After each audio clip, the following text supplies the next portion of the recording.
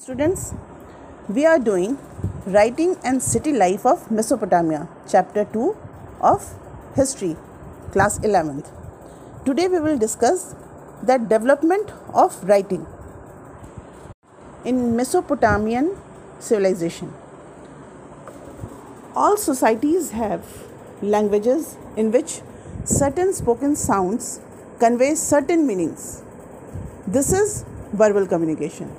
ठीक है, सभी सोसाइटीज़ में जो सर्टेन लैंग्वेजेस होती हैं जो कि बोली जाती हैं, उन बोले जाने वाले साउंड्स का कुछ सर्टेन मीनिंग होता है जिसको कि वर्बल कम्युनिकेशन कहते हैं. Writing two is a verbal communication but in a different way. जो राइटिंग होता है वो भी वर्बल कम्युनिकेशन होता है लेकिन दूसरी तरीके से. When we talk about writing और a script we mean that spoken sounds are represented in visible sign. जब भी हम राइटिंग और स्क्रिप्ट की बात करते हैं तो हमारा सीधा सा मतलब होता है वो बोले जाने वाले शब्द, वो स्पोकन साउंड्स जो कि विजिबल साइंस के थ्रू रिप्रेजेंटेड होते हैं. The first Mesopotamian tablets written around 3200 BCE contained picture-like signs and numbers. 3200 BC में जो मेसोपोटामियन टैबलेट्स मिले हैं उनमें पिक्चर लाइक साइंस देखने को मिलते हैं, कुछ नंबर्स जो बने हुए हैं वो देखने को मिलते हैं. These were about 5000 list of oxen, fish, bread, loaves etcetera. और उनमें जो ये पिक्चर लाइक साइंस हैं इनमें ये सारी चीज़ें हैं और ये सारी चीज़ें जो हैं वो लिस्ट ऑफ गुड्स हैं जो कि these were about 5000 list of oxen, fish, bread, loaves etcetera. List of goods that were brought into और distributed from the temples of Uruk, a city in the south. ये जो इसमें 5000 science बने हुए हैं, चीज़ों के नाम लिखे हुए हैं जो लिस्ट में, उनमें डिफरेंट तरह की चीज़ें हैं जैसे बैल हैं या फिर फिश, ब्रेड और इस तरह की करीब 5000 चीज़ों की एक लिस्ट है जो कि या तो उरुक सिटी के किसी टेम्पल में लाई जाती थी या फिर वहाँ से डिस्ट्रीब्यूटेड होती थी. मतलब 3200 BC में एक मेसोपोटामिया का टैबलेट मिला है जिसमें करीब 5000 चीज़ों की लिस्ट बनी हुई है और ये वो लिस्ट है जो शायद वहाँ के टेम्पल्स के थ्रू लोगों में डिस्ट्रीब्यूट होती थी.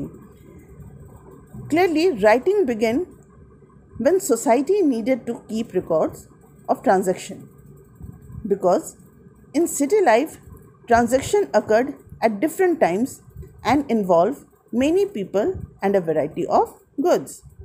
और इससे हमें क्लियरली पता चलता है कि जो राइटिंग्स जो हैं वो स्टार्ट हुई मेसोपोटामिया में जब सोसाइटी को रिकॉर्ड्स मेंटेन करने की ज़रूरत महसूस हुई, क्योंकि सिटी लाइफ में बहुत सारे ट्रांजैक्शन हुआ करते थे और ये ट्रांजैक्शन अलग अलग समय में अलग अलग लोगों के द्वारा होते थे और इसलिए उनका हिसाब किताब लिखा जाना ज़रूरी था.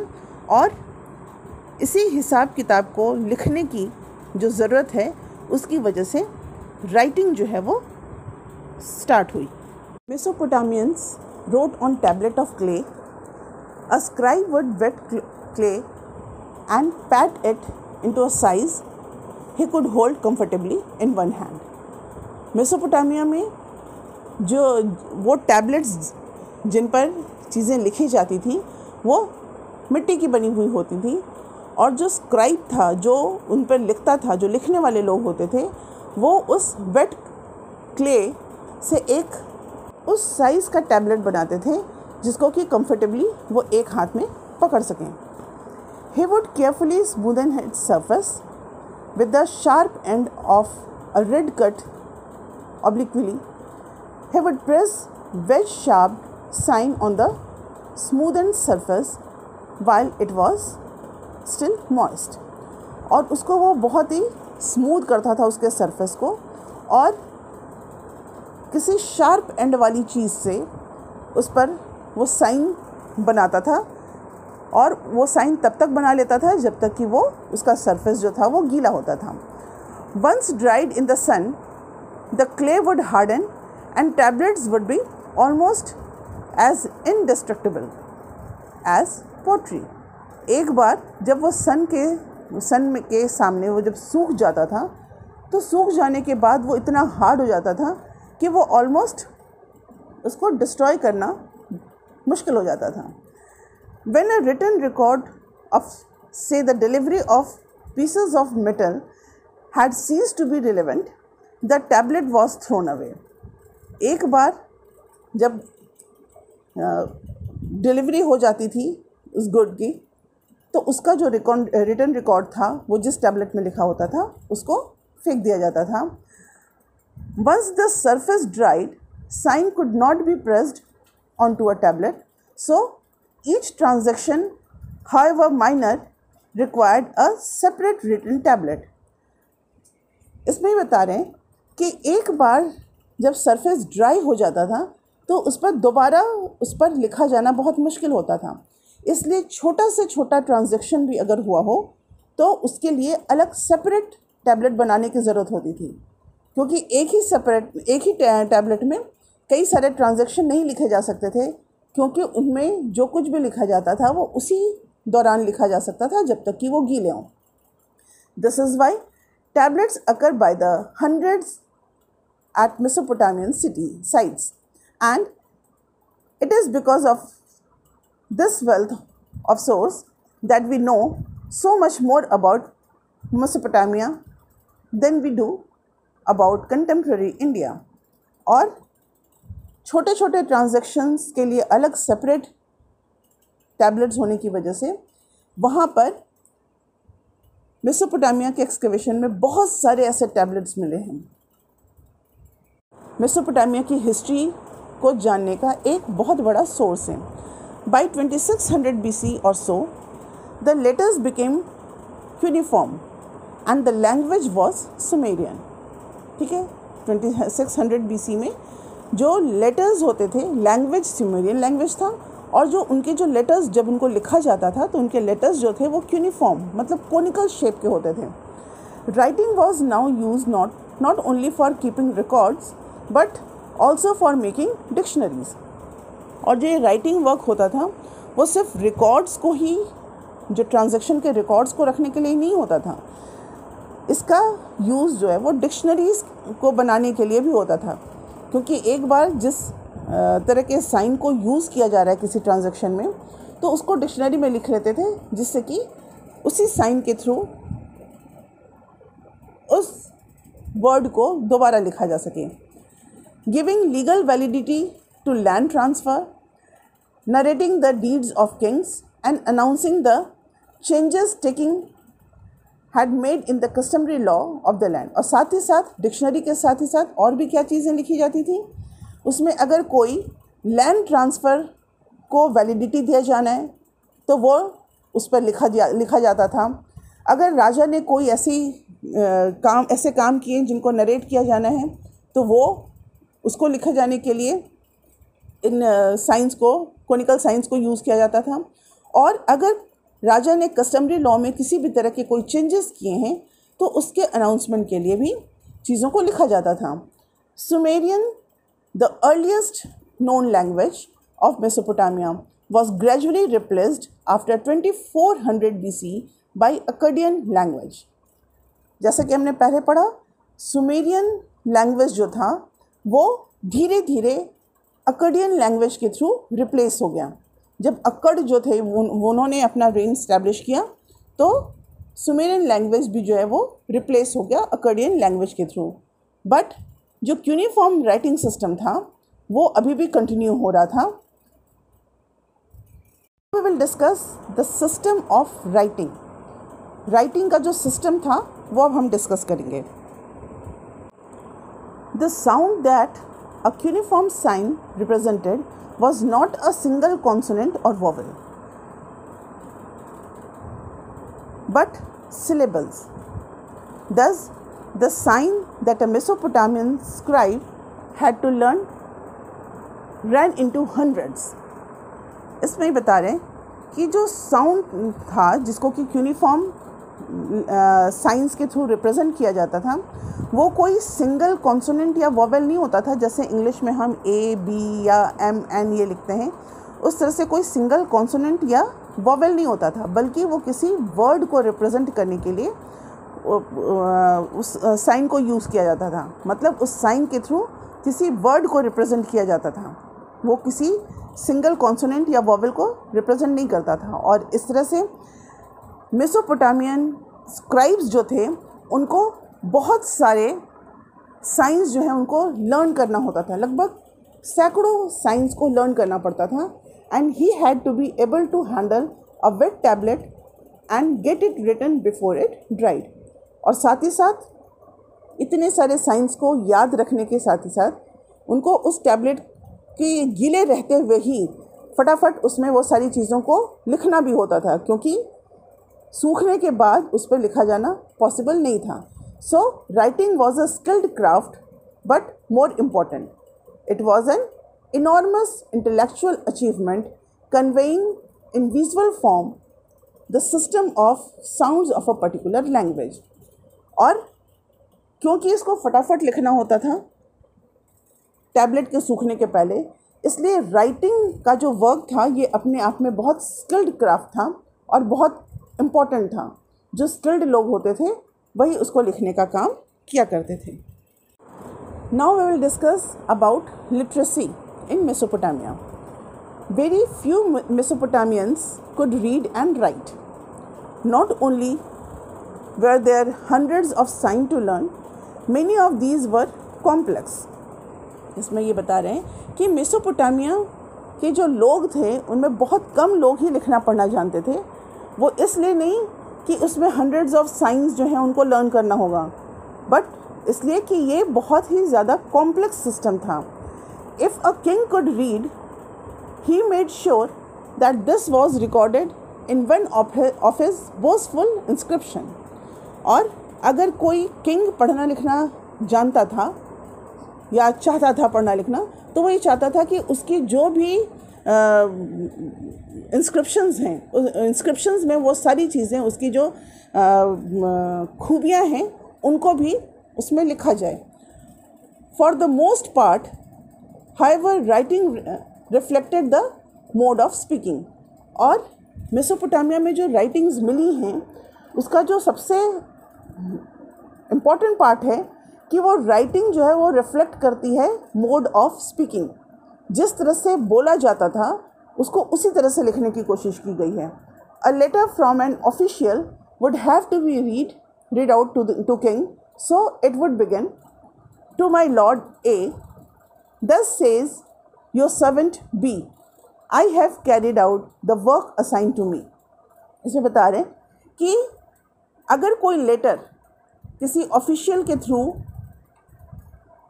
लिखा जाता था, पढ़ा जाता था किंग के लिए, तो वो कुछ इस तरह से वो ऑफिसर पढ़ता था कि मेरे लॉर्ड, मेरे मतलब उनका नाम, लॉर्ड का नाम लेके, अपने किंग का नाम लेके, कि मेरे लॉर्ड के लिए मैं ये सारी चीज़ें कहता हूँ, ठीक है, और उनके सेवक के रूप में मैं उनसे ये निवेदन करता हूँ।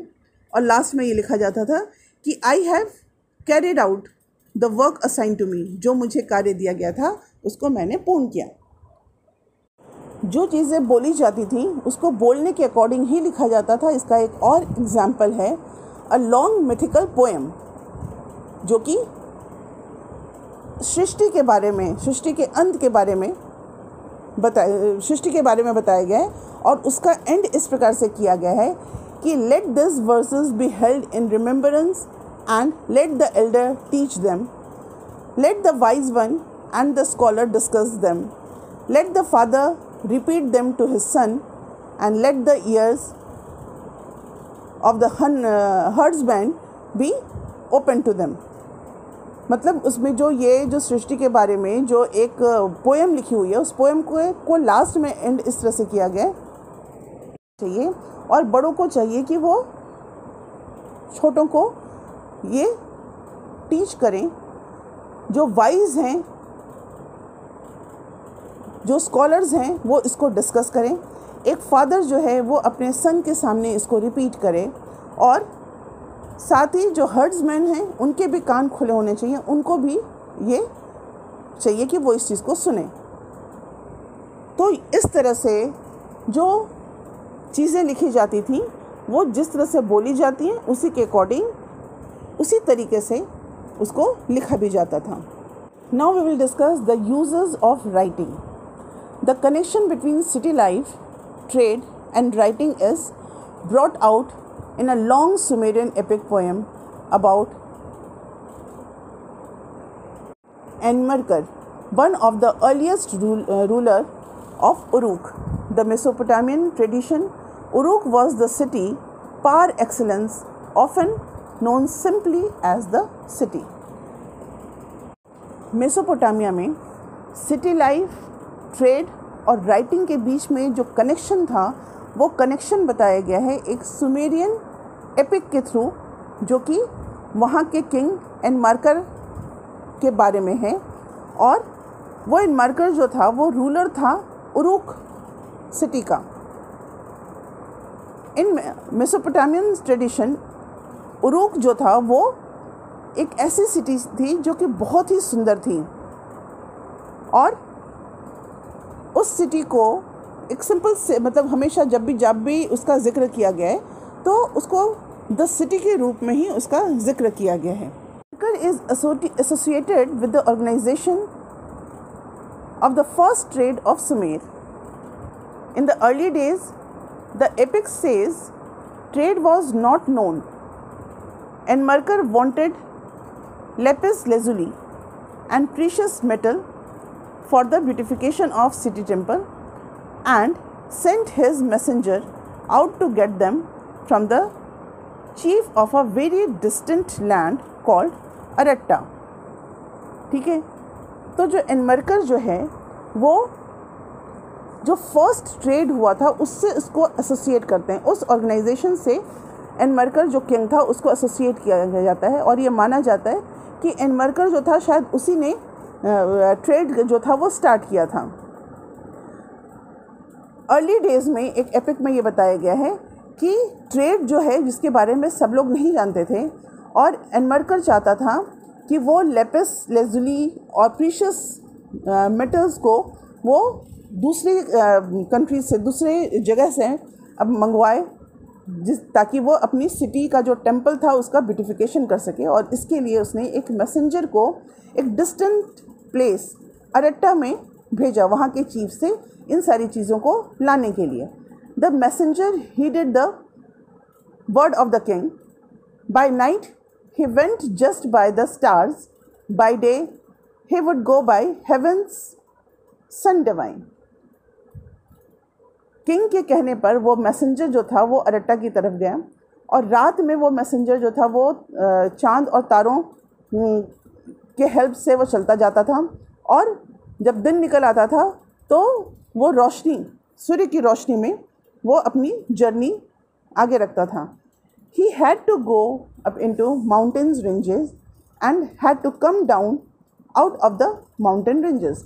उसको कई सारे पहाड़ों पर चढ़ना और उतरना पड़ा अपनी जर्नी के दौरान।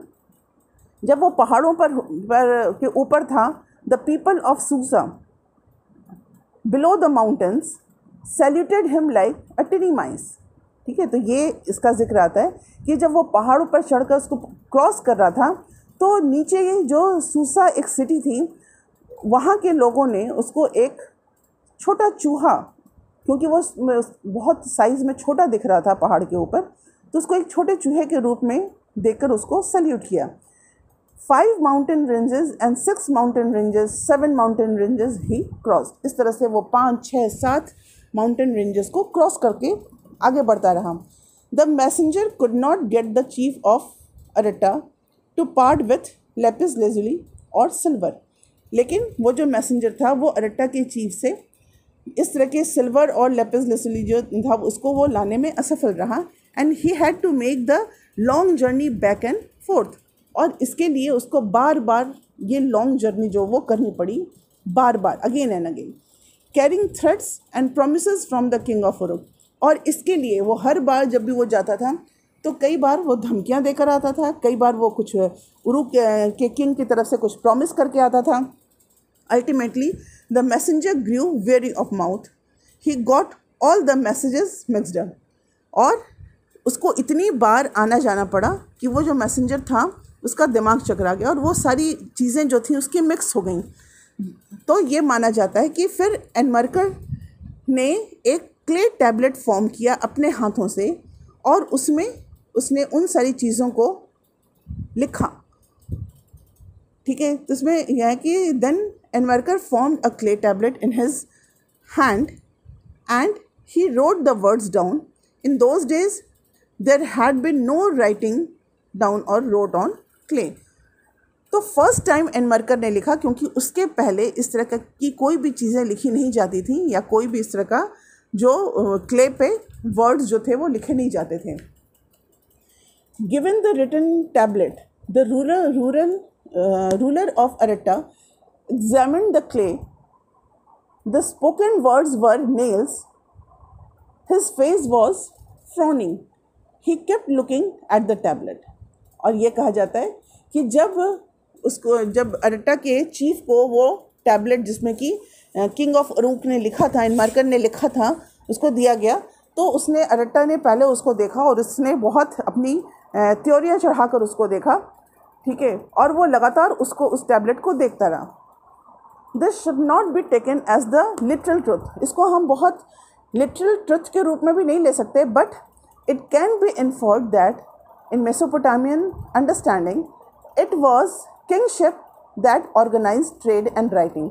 तो ये जो स्टोरी बताया गया इसमें, इसका हम बहुत लिटरल ट्रुथ के रूप में नहीं ले सकते, लेकिन हाँ ये माना जा सकता है कि जो किंगशिप था, जो किंग था उरुक का, उसी ने ये ऑर्गेनाइज किया. मतलब एक तरह से लिखने की शुरुआत जो थी, ट्रेड ऑर्गेनाइज किया और उसने लिखने की शुरुआत की. This poem also tell us that beside being a means of storing information and of sending messages afar, writing was seen as a sign of the superiority of Mesopotamian urban culture.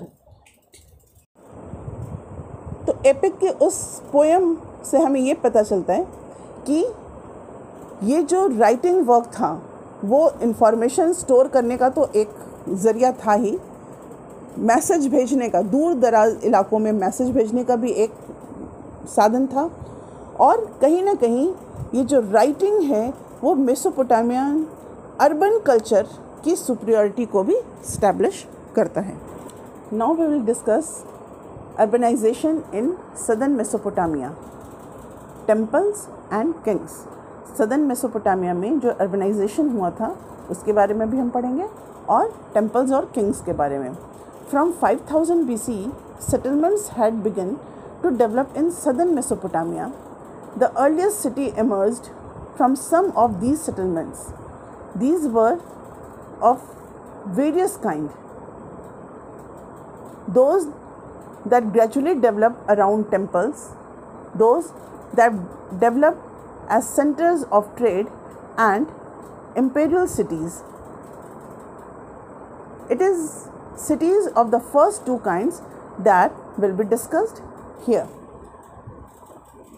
इसमें बता रहे हैं कि from 5000 BC धीरे धीरे बहुत सारे लोग जो थे वो बाहर से आकर वहाँ पर बसने लगे, अपना उन्होंने सेटलमेंट स्टार्ट किया. और इस तरह से धीरे धीरे मेसोपोटामिया में सिटीज़ जो थी इमर्ज हुई. इसमें बहुत तरह की सिटी थी. कुछ सिटीज़ जो ऐसी थी जो कि टेम्पल के अराउंड डेवलप हुई, उनमें से कुछ सिटीज़ ऐसी थी जो कि ट्रेड की वजह से ट्रेड सेंटर के रूप में डेवलप हुई, और बहुत सारी ऐसी सिटीज़ थी जो कि राजशाही सिटीज़ थी. और यहाँ पर हम सिर्फ उन दो सिटीज़ के बारे में पढ़ने वाले हैं जो कि टेम्पल के अराउंड डेवलप हुई और जो ट्रेड सेंटर्स के रूप में डेवलप हुई. Early settlers began to build and rebuild temple at selected spots in their village. तो जो अर्ली सेटलर्स थे वो चाहे जहाँ से भी आकर उन्होंने अपने आप को वहाँ सेटल करना शुरू किया हो, उन्होंने वहाँ पे जो टेम्पल्स थे उनको रीबिल्ड करना शुरू किया या फिर सेलेक्टेड जगहों पर नए टेम्पल्स भी बनाने शुरू किए। The earliest known temple was a small shrine made of unbaked bricks. जो शुरुआत के जो मंदिर हुआ करते थे, जो शुरुआत के टेम्पल्स थे, वो अनबेक्ड ब्रिक्स के थ्रू बने हुए थे। Temples were the residence of various god of the moon god of और Inanna the goddess of love and war. तो ये जो टेम्पल्स होते थे, ये माना जाता था कि वो गॉड्स के घर हैं, और ये डिफरेंट गॉड्स जो थे वो उनमें मून गॉड जिनकी पूजा और सिटी में होती थी, और एक गॉडेस थी इनन्ना जो कि लव एंड वॉर की गॉडेस मानी जाती थी। और इनके जो टेम्पल्स थे वो ब्रिक्स के थ्रू कंस्ट्रक्टेड हुए, and temples began larger over time with several rooms around open courtyards. समय के साथ साथ शुरू में तो ये छोटे मंदिर ही हुआ करते थे, लेकिन समय के साथ साथ धीरे धीरे ये टेम्पल्स जो थी इनके साइज़ बढ़ने लगे और काफ़ी बड़े बनने लगे, और इनके कोर्टयार्ड्स में बहुत सारे इन टेम्पल्स में रूम्स भी हुआ करते थे। Some of the early ones were possibly not unlike the ordinary house for the temple was the house of a god, but temples always had their outer walls going in and out at the regular intervals which no ordinary buildings ever had. शुरू में तो ये जो buildings जो थी, जो ये temples होते थे, वो छोटे ही होते थे क्योंकि ये माना जाता था कि ये गॉड का हाउस है, लेकिन बाद में धीरे धीरे ये जो इनके साइज़ भी बड़े होने लगे। लेकिन एक इन टेम्पल्स की जो विशेषता थी वो ये थी कि इनके जो आउटर वॉल्स होते थे वो कभी अंदर की तरफ और कभी बाहर की तरफ मुड़े हुए होते थे, और ये टेम्पल्स की जो है वो एक निशानी होती थी। जो नॉर्मल बिल्डिंग्स होते थे उसमें इस तरह का स्ट्रक्चर नहीं होता था। The god was the focus of worship. To him और her people brought grain, curd and fish. तो ये जो गॉड जो होते थे वो वर्शिप का फोकस हुआ करते थे, और उनके लिए जो लोग थे वो बहुत सारे अनाज भी कैरी करके लाते थे, कर्ड लाते थे, फ़िश लाते थे, और ये फ़िश भी लेकर आते थे। ये इसलिए कहा जा सकता है क्योंकि बहुत सारे टेम्पल्स के में thick layer of fish bones जो हैं वो पाए गए हैं, तो इसका मतलब ज़रूर कि वहाँ पर फ़िश भी लाया जाता होगा। The god was also the theoretical owner of the agriculture field, the fisheries and the herds of the local community। और ये माना जाता था कि जो गॉड्स हैं वो एग्रीकल्चर के, फिशरीज़ के या फिर जो हर्ड्स हैं लोकल कम्युनिटी के, उनके जो हैं वो थ्योरेटिकल ओनर हैं। In time the processing of produce, for example oil pressing, grain grinding and spinning and the weaving of woolen cloth was also done in the temple। धीरे धीरे इतने बड़े जो टेम्पल के कोर्टयार्ड्स होते थे उनमें जो फूड प्रोडक्ट्स थे उनसे प्रोसेसिंग का काम भी होने लगा। उससे ऑयल निकालना या फिर उनकी ग्राइंडिंग करना,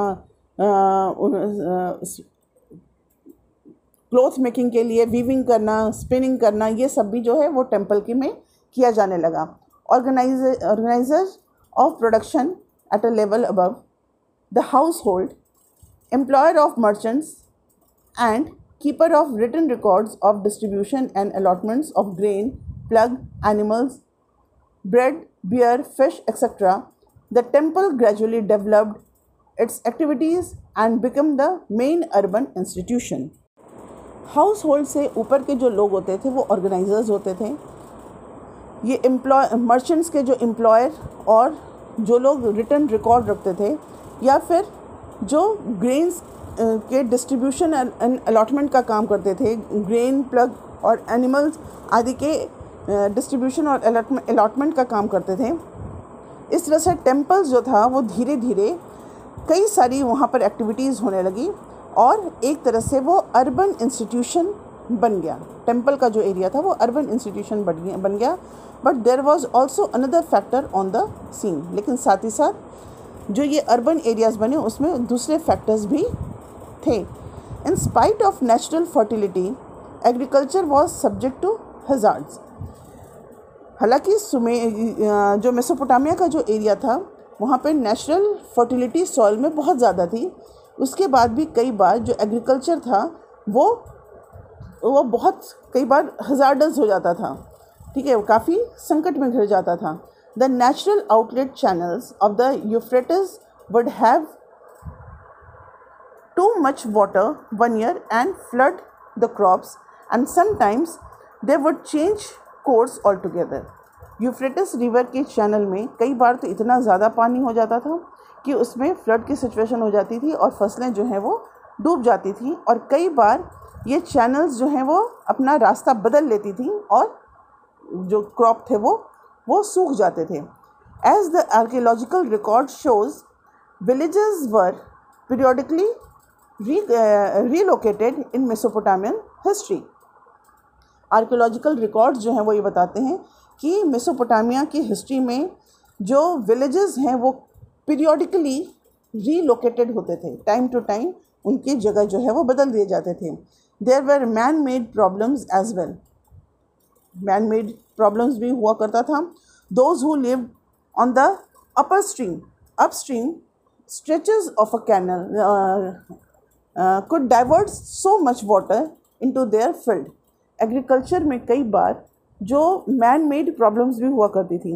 जो अप स्ट्रीम की तरफ जो लोग रहते थे वो लोग चैनल के जो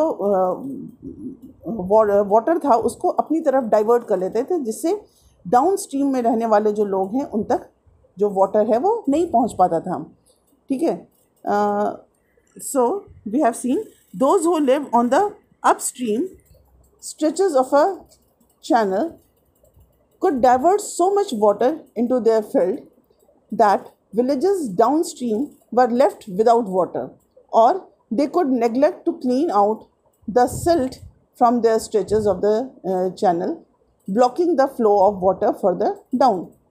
कई बार ये जो men हुआ करते थे वो उन रिवर चैनल्स में से सिल्ट को हटाने में नेग्लिजेंट हो जाते थे, जिसकी वजह से उसमें बहुत सारा सिल्ट जो है वो इकट्ठा हो जाता था, जिसकी वजह से जो डाउन स्ट्रीम में वाटर जो है वो रुकता था डाउन स्ट्रीम की तरफ जाने में.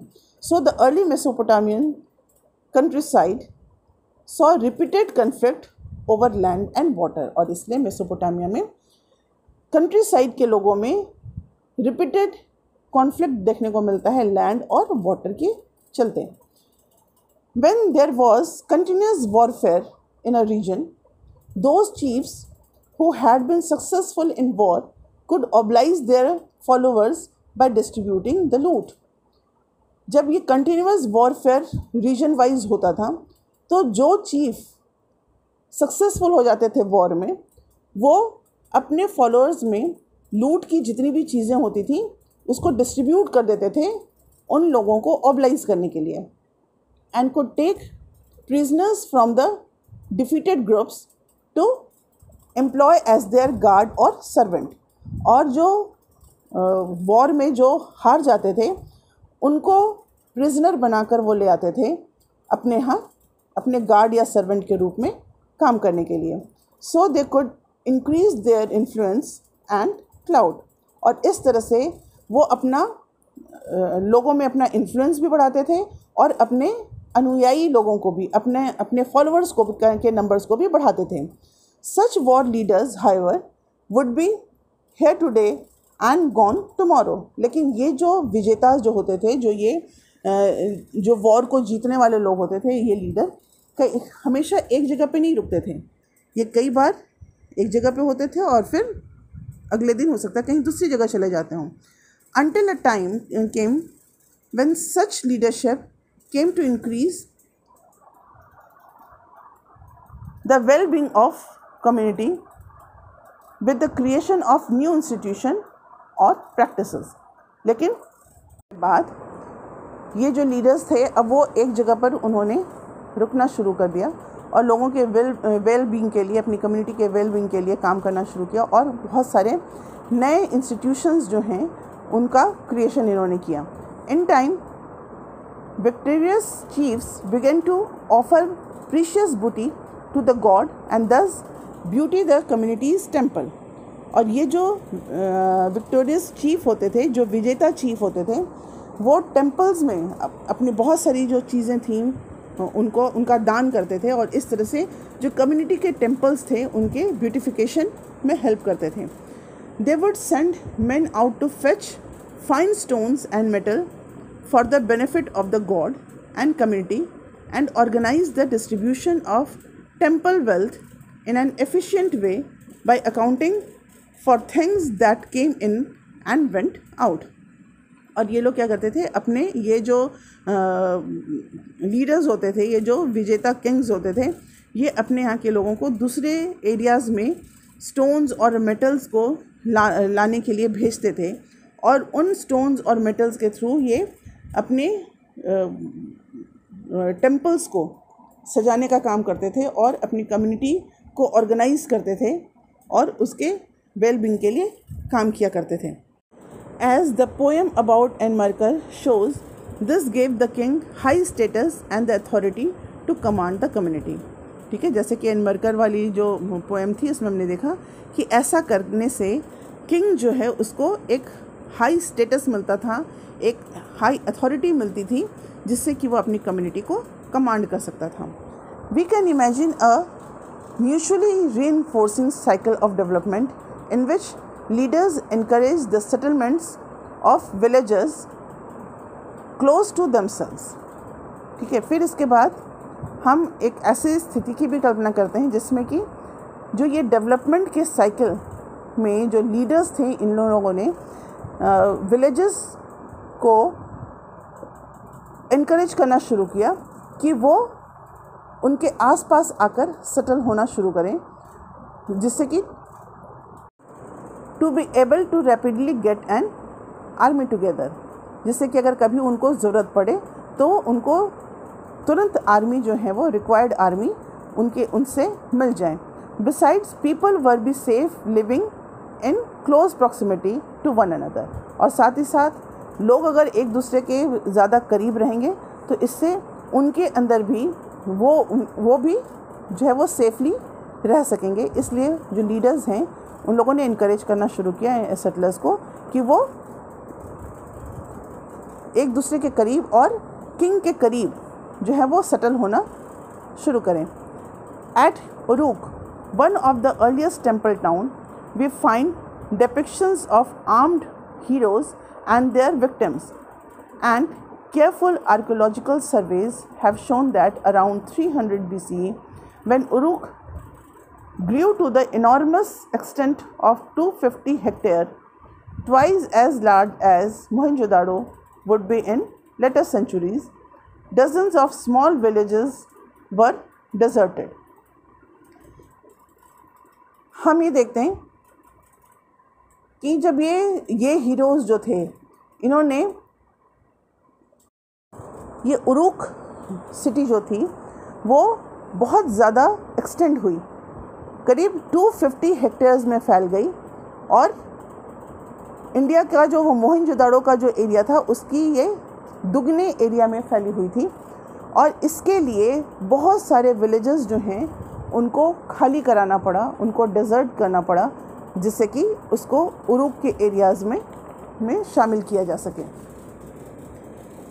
There had been a major population shift. Significantly, Uruk also came to have a defensive wall at a very early date. Okay? और जब बहुत सारे विलेजेस को खाली करके जब उरुक का एरिया बढ़ाया गया और तो बहुत सारा जो पॉपुलेशन जो है उसको भी शिफ्ट किया गया और उरुक एक के चारों तरफ जो है वो डिफेंसिव वॉल, एक किले जैसी किलेबंदी कर दी गई. The site was continuously occupied from about 4200 BC to about 400 CE, and by about 2800 BC it had expanded to 400 hectares. और ये उरूक का जो एरिया था वो लगातार जो है वो बढ़ता रहा और ये धीरे धीरे 400 हेक्टेयर्स तक एक्सपेंड कर गया। War captives and local people were put to work for the temple or directly for the ruler. ये जो युद्धबंदी होते थे जिनको कि वॉर में अरेस्ट किया जाता था, वो और लोकल पीपल जो थे ये मिलकर टेम्पल और रूलर के लिए काम करते थे। This rather than agriculture tax was compulsory. Temple के लिए काम करना इनके लिए ज़रूरी हुआ करता था। Those who were put to work were paid ration. जो लोग काम करते थे उनको उसके बदले में अनाज दिया जाता था। Hundreds of ration lists have been found which give against people's name the quantity of grain, cloth or oil allotted to them। इस तरह के बहुत सारे रिटन डॉक्यूमेंट मिले हैं जिसमें कि बहुत सारी राशन लिस्ट हैं जो कि लोगों को दी गई है। उन लोगों के नाम, उनको कितना अमाउंट दिया गया है, कितना तेल, कितने कपड़े दिए गए हैं, वो सारी चीज़ें उसमें लिखी हुई हैं। It has been estimated that one of the temples took 1500 men working 10 hours a day 5 years to build।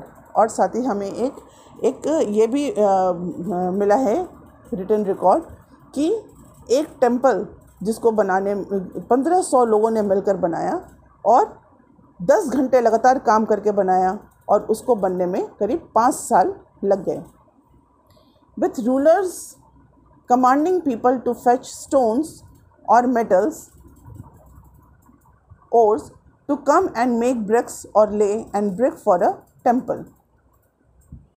Rulers जो था वो पीपल को कमांड करता था, ऑर्डर करता था कि वो स्टोन्स और मेटल ओर्स जो हैं उनको लेकर आए और ब्रिक्स को बनाए और उन ब्रिक्स से मंदिरों को बनाया जाता था। Or else to go to a distant country to fetch suitable materials. या तो वो खुद बनाए या तो किसी डिस्टेंट प्लेस से जाकर सुटेबल मटेरियल्स को लेकर आए। There were also technical advances of Uruk around 3000